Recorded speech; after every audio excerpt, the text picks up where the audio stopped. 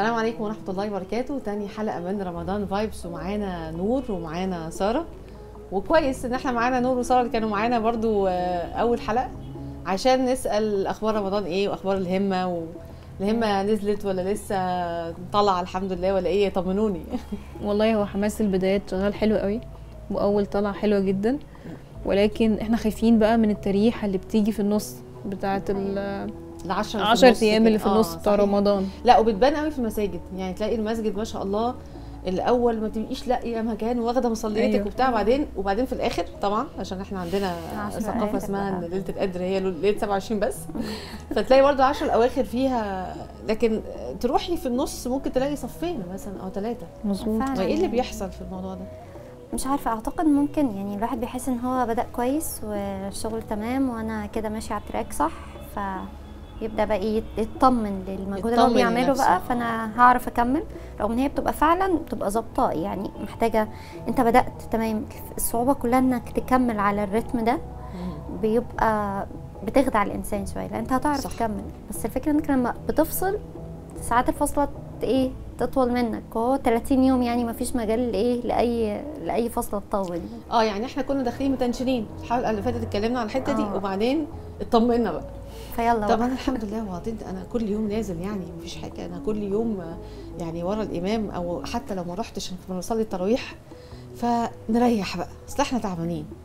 والحقيقه ان انا برضو لما اتكلمنا عن مداخل الشيطان بحس ان فيها شويه كده، يعني شيطان مع نفسي كده، لان انا بحس ان احنا لو عارفين يبقى يوم 9 و10 و11 دول احنا مصحصحين نفسنا قوي ان احنا داخلين على ال10 اللي في النص. يا نور يا ساره، احنا مش هنسيب يوم، لو كنا سيبنا في اول 10 احنا مش هنسيب في تاني 10، مش هنسيب ذكر، مش هنسيب القرآن، لان الحقيقه فعلا في ناس كتير ظاهره بيتكلموا عنها، هم مش اصلا هم مش 3 شهور، يعني هو مش 3 شهور و3 شهور و3 شهور، ده هم 10 و10 و10. ودايما بقول رمضان بيعدي هوا، وللاسف على فكره انه بيعدي هوا، يعني احنا بنيجي نعيط بقى اخر رمضان، ايه ده رمضان خلص، ده احنا ما لحقناش، ده لسه راجل امبارح كان بيقول رمضان بكره. فهي مش حاجه يعني كويسه انها هتعدي هوا، بس هو الحقيقه بيعدي هوا، زي حاجات كتير قوي بتعدي في الدنيا اللي احنا فيها دي بسرعه، الوقت الحلو بيخلص بسرعه. فامسك نفسك كده، يعني امسك نفسك، يعني في ال 30 يوم، وكل دقيقه غاليه. يعني في برضو سمعت مثلا حد بيقول لك ايه، لا انت ابدا بالراحه، ما تبداش جامد عشان ما تملش في النص. طب ما هو رجب وشعبان كانوا بيعملوا ايه يا جماعه؟ يعني كل ان احنا مطلعين رجب وشعبان من الحسبه فماشي، طبعا انا مش بقول ان انا في رجب وشعبان ببقى يعني جامده، انما بصراحه ده رايي، انا هقول رايي يعني، ولو في اختلاف في الاراء ما عندناش مشكله ان احنا نتكلم فيها، هي دردشه. لا، هي كل دقيقه في رمضان ليها قيمه كبيره جدا، فما تقوليش انا هدخل بالراحه وعلي، مين قال لك انك هتعلي؟ ده هي الدخله بتاعت الاول دي هي اللي بتعيشك في رمضان، وليه لا؟ يعني في رمضان في اجتهاد في العباده، حتى النبي عليه الصلاه والسلام اجتهاد في الصيام وشكله، في القيام، في الصدقه، اجود ما يكون في رمضان، كل حاجه فيها اجتهاد. فانت يعني الراي ده انا سمعته كتير، بس انا طبعا ده راي شخصي جدا، ان لا مفيش حاجه اسمها كده، ابدا بالراحه عشان ما تملش. طب ما تيجي في وقت هتحس فيه انك هتمل وتقوم نفسك كده، في ايه مش هنعرف يعني؟ لا هنعرف، صح فعلا. يعني كنت مره سمعت شيخ بيقول يعني اكسر الحاجز من الحاجات اللي بتخلينا ما نملش او تلحق نفسك. اكسر حاجز، لو انت كل يوم مثلا كنت بتقرا صفحه، النهارده حسيت نفسك هتقع، اقرا 2، اقرا 3، بتسبح 10 مرات خليهم 100.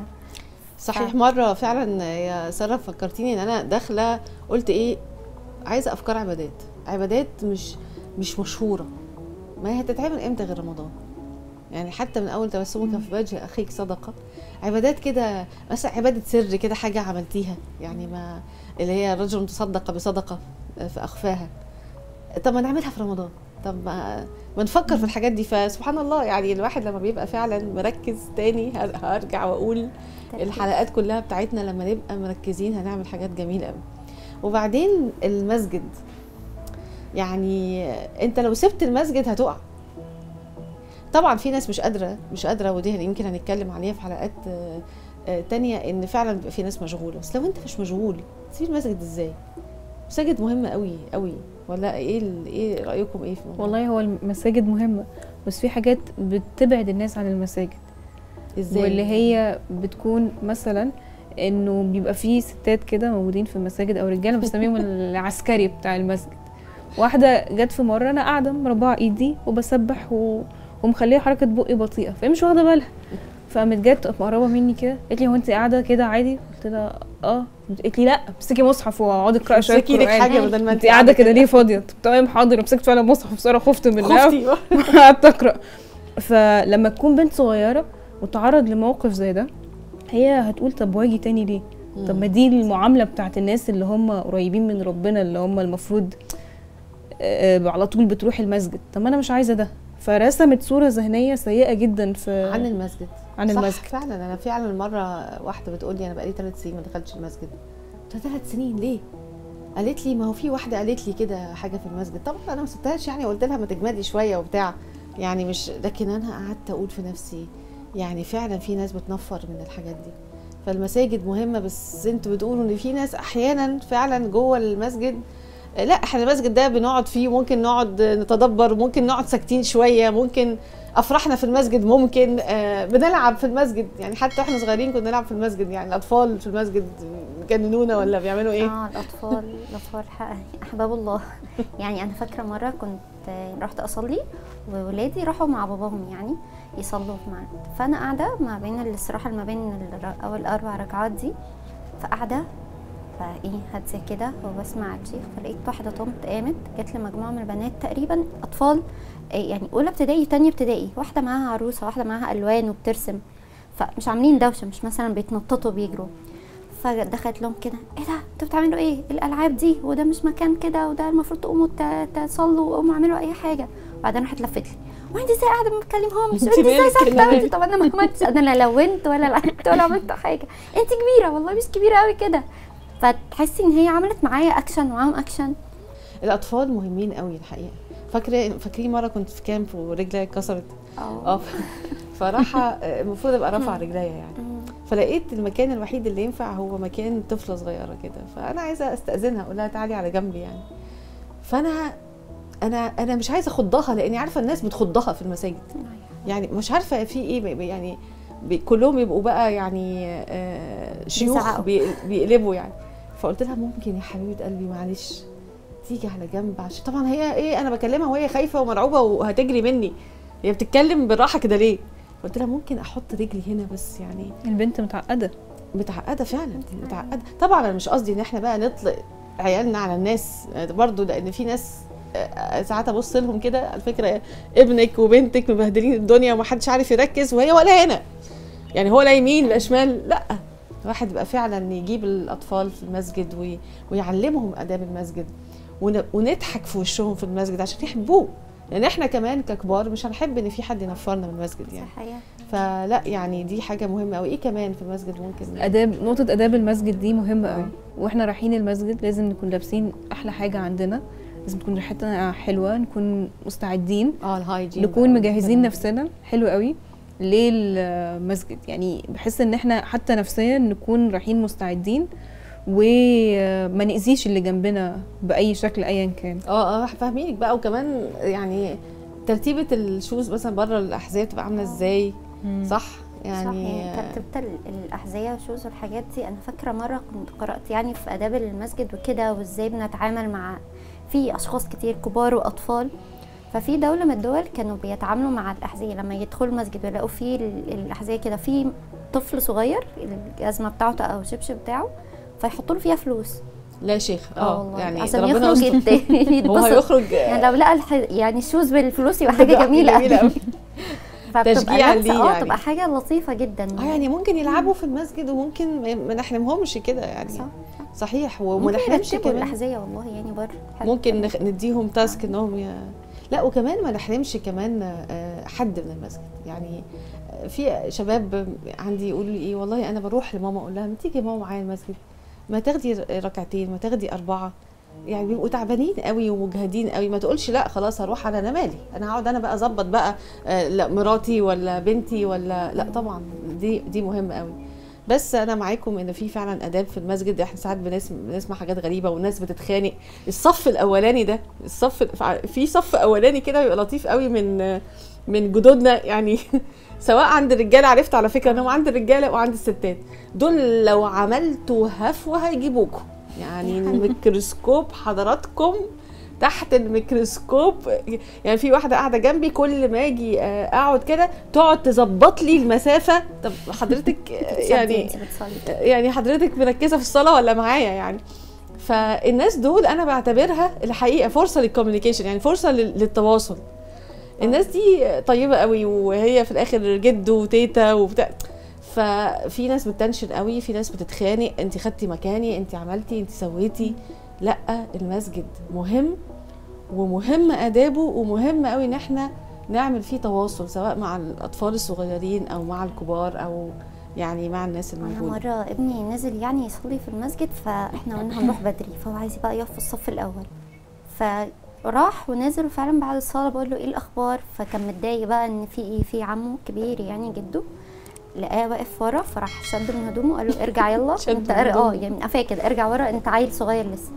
فبيقول لي انا نازل بدري واعمل اللي عليا ومش بعمل دوشه ليه يا عمو كده. فقلت له طب ايه رايك المره الجايه ناخد معانا ايه؟ قلت يلا بقى رشوه مش مشكله، خد معاك تمر حاجات لطيفه كده اديها لطنط او عمو اللي موجودين بقى، الستات الكبار او الرجاله الكبار سواء انت معايا او مع بابا، لعل وعسى لو عملت اي حاجه كده يقولوا مش مشكله، ده ادانا تمر ادانا بلح. ده رشوه بالظبط يعني. طيب احنا قلنا حاجات كده متفرقه، يلا نجمعهم مع بعض. عايزين روشته للناس اللي بتسمعنا او تبس كده، ايه اللي ممكن نعمله علشان نتجنب ايه اللي بيحصل في الوقعه في 10 في النص، ونربط نفسنا بالمساجد؟ ايه ممكن يكون؟ اوكي، اول حاجه الدعاء بالثبات وركعتين قضاء الحاجه علشان نثبت على طول. انا دايما بنتفق ان اي مشكله عندك بسرعه روح على ركعتين، يبقى احنا نيجي في 9 و10 و11 وكده صح نفسنا قوي، نصلي ركعتين حاجه بالنيه دي، وندعي زي ما قالت نور، ندعي جامد قوي في يعني في الايام طبعا خلاص يعني حتى لو كنا داخلين عليهم ندعي قوي، ونركز في ان يا رب ثبتنا، يا رب نكمل على خير، يا رب ما فيش ولا لحظه تقع من رمضان. طيب كويس. ايه كمان؟ ادي حاجتين اهو. يعني اقعد افكر فعلا حديث النبي صلى الله عليه وسلم ان هو خاب وخسر من ادرك رمضان ولم يغفر له. صحيح. فهم 30 يوم عايزين شغل من نار فعلا، يعني فرصه عظيمه جدا. واوله رحمه، اوله رحمه، ووسطه مغفره، واخره عتق من النار. والرحمه والمغفره والعتق من النار شغالين على طول طبعا، زي ما احنا عارفين في عتقاء لله سبحانه وتعالى كل يوم، فكل ليله. ويعني الدنيا ما شاء الله رمضان فعلا كانه صدق من قال عليه ان هو كانه ايه بازار كده، اوكازيون، يلا انت عايز تعمل ايه. طيب وايه كمان ممكن نقدم كمان؟ ايه نقول للناس ايه تبقى من اللي احنا قلناه؟ ان انت العلاقات والتعامل مع سواء كبار سن الاطفال، ان التواصل في المساجد بالذات. يبقى اول حاجه ممكن ناخدها ان احنا نستعد للمسجد زي ما احنا اتكلمنا، نستعد للمسجد ونوضب له كده، مش نازل زي ما جيت خذوا زينتكم عند كل مسجد. فايه نتزين المسجد وننزل، وبعدين يظهر موضوع التواصل ده مع الناس الكبار، مع الاطفال الصغيرين، مع اللي جنبك في الصف. يعني مش ناس متنشنه نازله المسجد متنشنه، برضو تنشنه جات لنا تاني، لا، يبقى الواحد نازل عليه سكينه ووقار، وحاسس ان هو نازل حته جميله وحلوه. وده كمان على فكره دعوه ان احنا نفضل مع المساجد حتى بعد رمضان. يعني بجد لما الواحد ربنا بيوفقه ان هو ياخد صلاه كده في المسجد، وبعدين بعدها يقعد 10 دقايق، ال10 دقايق دول بيفرقوا مع الواحد قوي. مش بس ما يبقاش يعني المسجد في رمضان، سواء بنات او ولاد يعني. ايوه، يعني لا تحرموا اماء الله المساجد. بالظبط زي ما احنا قلنا، انك انت كمان خلي عندك اخلاق، وانت كمان هتراعي دوت في بيتك. حتى الوالده، طب ما تيجي معايا، طب ما الناس اللي عندهم اطفال، طيب ما تقول لها صلي مثلا ركعتين. في ناس هتزعل مني بقى تقول لي انت بتقومي البيت عليا ولا ايه؟ صلي كده ركعتين وانا هاخد الاولاد وبعدين نبدل. ليه لا؟ يعني ما هي دي الروح الجميله دي بتكون موجوده في رمضان. شكرا يا بنات، شكرا يا نور، شكرا يا ساره. يعني برضو ما زلتوا بتعملوا فايبس جميله جدا لرمضان، وان شاء الله يكمل على خير، وندعي لبعض ان هو يكمل على خير يعني. وانتوا كمان وكل اللي بيسمعونا لو في اي فكره، اتمنى يكون في تواصل كمان، احنا بنقول في درس في التواصل، فخليكم متواصلين معانا لو في اي فكره تقدر توصل لنا ونستفيد بيها، ونكمل على خير كلنا ان شاء الله. كل سنه وانتم طيبين يا بنات. طيب حضرتك طيب.